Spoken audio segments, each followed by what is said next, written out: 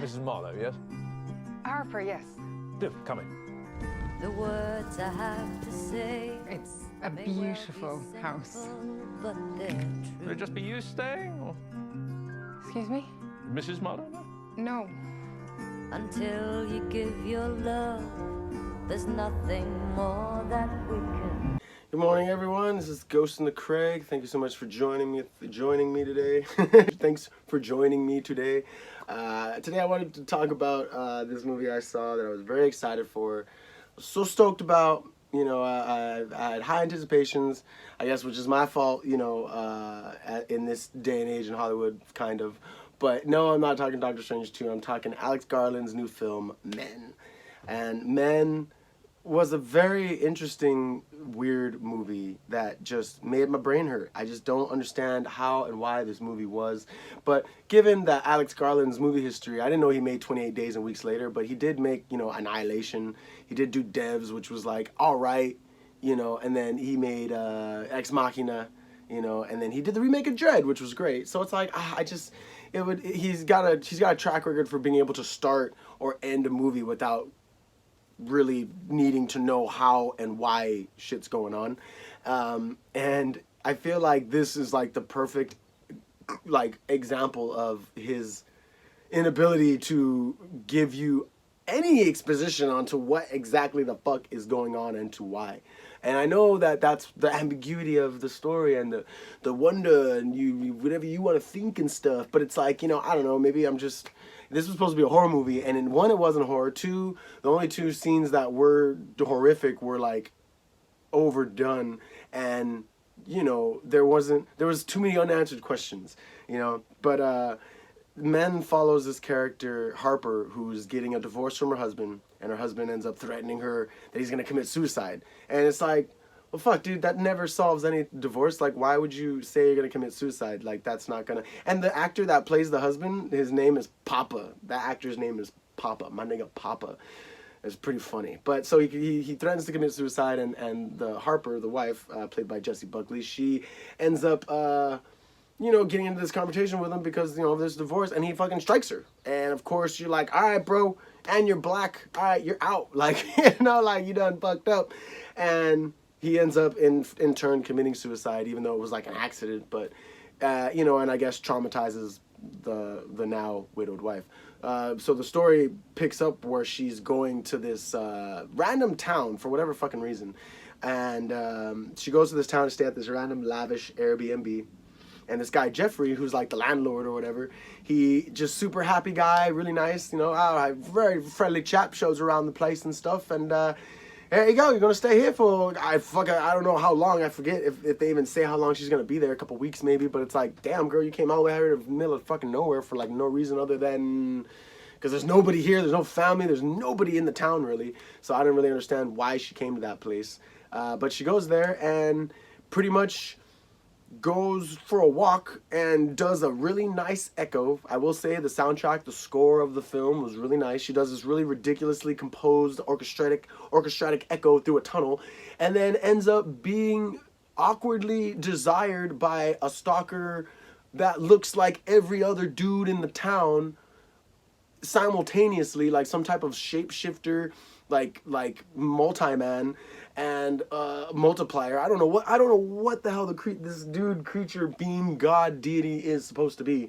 and she ends up being like haunted by this guy and like tormented by this demon thing the whole time she's at this town. It's like, instead of dealing with her problems back home or flying somewhere with people, she decided to drive all the way out to the middle of nowhere to this random ass isolated Airbnb to hang out with nobody.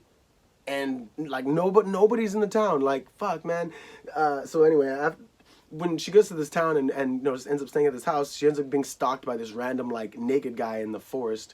And I will say that in the trailer, when she's doing the echoes in the tunnel, and the shadow gets up and starts running at her. That shadow, I know, is supposed to be the main villain guy, Roy Kinnar's character, but he ends up like naked right after, and it's like, what, did he like literally see her and was like, damn girl, and he ran at her and was like, nah, she's hot, I'm gonna take my clothes off. Like, that never gets anywhere. Like, this movie really makes men look like evil things. I don't know what the fuck this creature's supposed to be, but it's just like, man.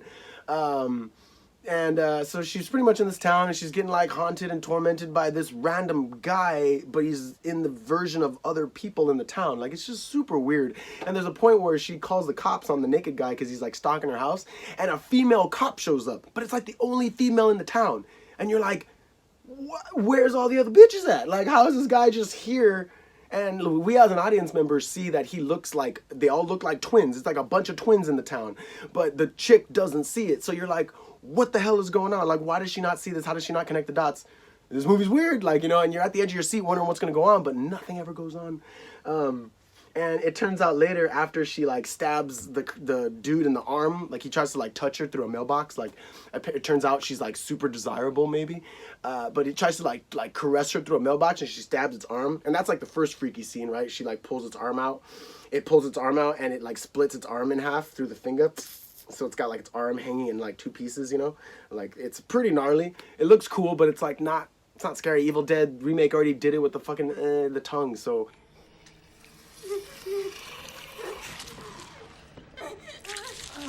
It's like, it's too late. So the fact that it was supposed to be it was so slow, you're just kind of like, this is very painfully not scary. Like, it's just like terrifyingly unscary, because I was just like, wow. It didn't really get you till the very end, because you're just kind of like, ooh, it cut your, like, you know, it cut the skin or whatever, like, it's all freaky, but other than that, it don't really matter. And then you find out, because he portrays this like priest guy. The priest is also a part of all this, because all the guys in the town look the same. And the priest tells her like, oh, you know, like, maybe you're at fault, and it was your fault. Your husband killed himself and did the things he did because you're just so fucking desirable, and that everything loves you and wants you. And he makes this horrible reference to men of like, oh, you know, sometimes men strike women, but did he apologize? Did you let him apologize? Maybe that's why he killed himself. And it's just like, what the fuck? For real? Like, for real? Like, for real? Like, oh, it was funny. But so the after she stabs his arm and shit, he like breaks into the house, and his arm's just fucked up the rest of the movie. And he tells her like, oh yeah, you know, you're pretty much like desired through the afterlife. Like, you were so fine, like I wanted you, and I'm a demon or God or something. They don't explain what he is. And he just tries to have sex with her, and then she stabs him in the chest and runs away. And tries to drive away, and then runs over Jeffrey, who's also a demon, but she doesn't notice and doesn't care, and realizes that, oh shit, you are the thing too. And then he takes her car, drives like 3 miles away, busts a bitch, drives back at 100 miles an hour to try to kill her, but she's able to get up and look and wonder why he drove away and why he's driving back. And then she runs, and he crashes into her like gate, and then walks out as the full-fledged demon god with like flowers coming out of his face and shit, looking all weird, like the Jeepers Creepers creature. And, you know, in the church, there's like a block that has his face on it, and the back has her looking, I guess, with like, she's got a vagina, and she's like giving birth. I'm not quite sure. It's very ambiguous. And it looks like she's going to make love to it. It looks like she's about to fuck it and like be with it and like love it or something. And then it turns around and freaks the fuck out, and it goes on its back, the demon god thing, and it just gives birth to itself. No.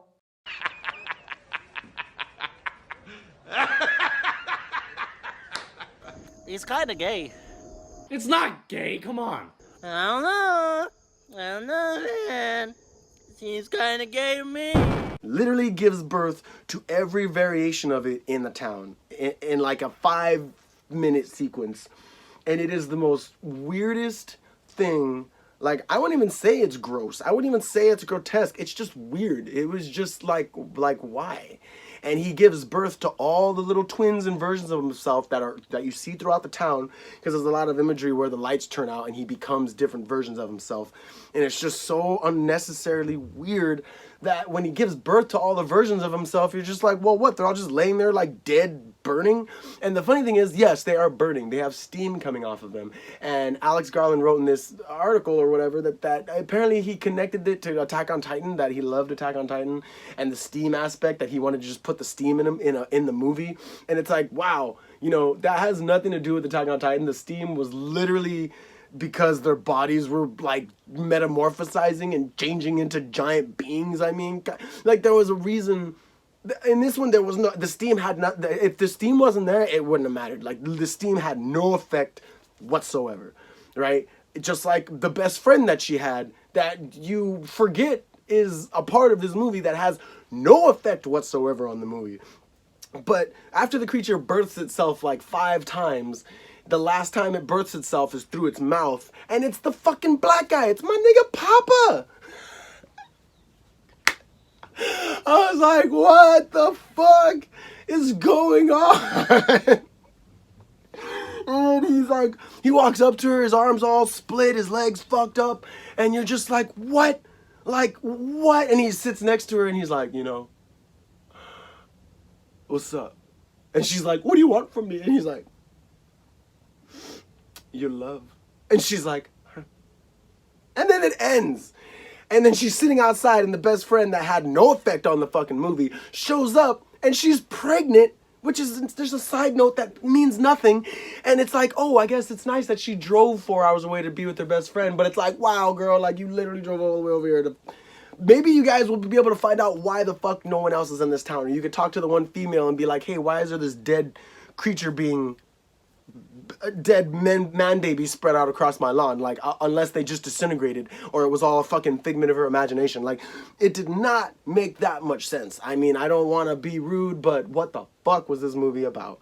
You know, like, and even if the block in the church was like the demon, and then the back was her giving birth, it's like, what was the demon trying to, like, or the guy, because it was the black boyfriend. I mean, it was the black husband all along, because he's pretty much a boyfriend, because who kills themselves and then ends up coming back as a demon to haunt their girl, to haunt their wife as a man giving birth to himself? Like, what, is he gonna come out? Is he gonna have sex with her for her to give birth to himself so he can come out of her vag? Like, what's up, bitch? That's what you get for divorcing me. It's just like, what?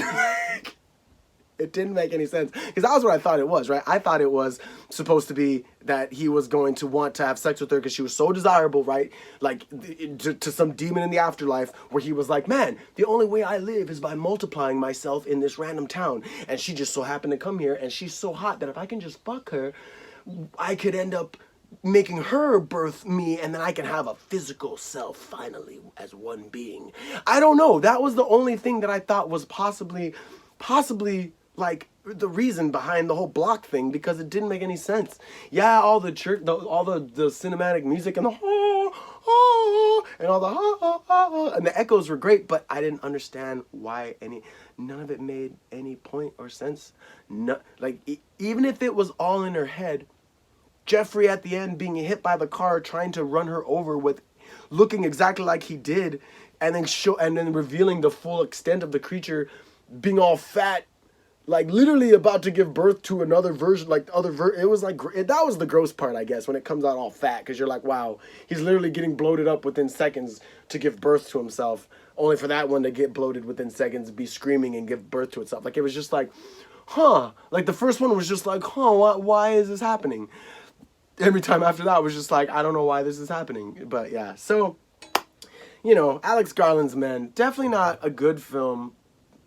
It wasn't bad, because I know people are into this whole man birth shit, but fuck, man, it was just a lot to take in when you were very, you know, excited to see it. It was like Doctor Strange 2 or America, what was it? America and the Strange, or WandaVision 2 and the Multiverse of Strange, like whatever you want to call it. It was like that, where you go in expecting to see all this excitement and all this horror and all this crazy shit, only to be like, oh man, this is not what I was expecting. Some crazy shit, but it's not the crazy shit that I would like to see or that I was expecting to see, you know.